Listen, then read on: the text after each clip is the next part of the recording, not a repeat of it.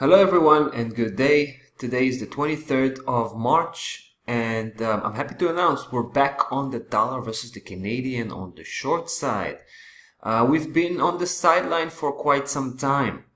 But you know what? Let's start from the beginning. You can see here this is the monthly chart, right? The biggest chart there is, and you can see this huge sideways movement that consists of three legs. Now, every single leg here is the grand trend.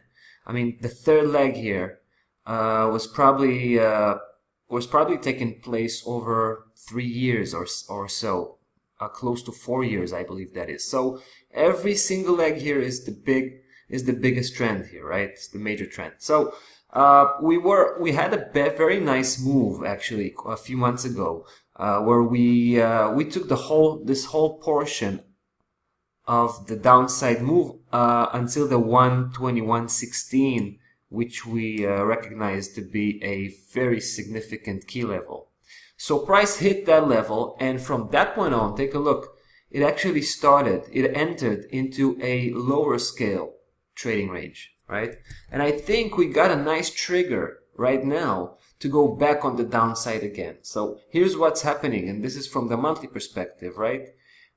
Price first touched base with the C-matrix 2116 and then went for an upside. That was the first, second, and the third, which just took the previous high, right? The previous local high, but also beautifully touched base with the very highest level, 131.18.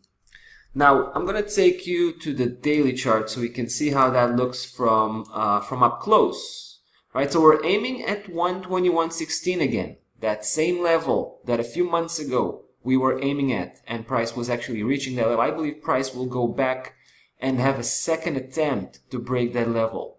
Now we don't want to deal with the attempt itself, but just with the fact that it's probably gonna reach that key level at some point, and I think we're actually starting to move at that direction. So you can see, let's just talk about the previous upside move that took us all the way to 131.18. So that movement was also consist of a nice Elliott wave cycle. Take a look. We had 1, 2, 3, 4, and the fifth beautifully touching base. Take a look at that, on that major resistance level and starting to turn around, right? So I think we may be looking at the beginning of a new downside move. Potentially speaking, we're looking at more than 100 pip all the way to our final destination. But we should mention these levels. The 127.14, that's a significant secondary target, you might call it. And we also have the 122.63, that's an ambitious one as well, pretty close to the final destination. So should be interesting to start and follow up on this one. We're taking the initiative here and basically opening a bearish position. Our stop loss level, this is the initial placement, obviously 132. As price continues the downside movement here, we will start to adjust the stop loss accordingly. So that's about that for the dollar versus the Canadian. Bearish outlook. Let's see how it goes. We'll take it up from here. See you in the next one. Bye bye.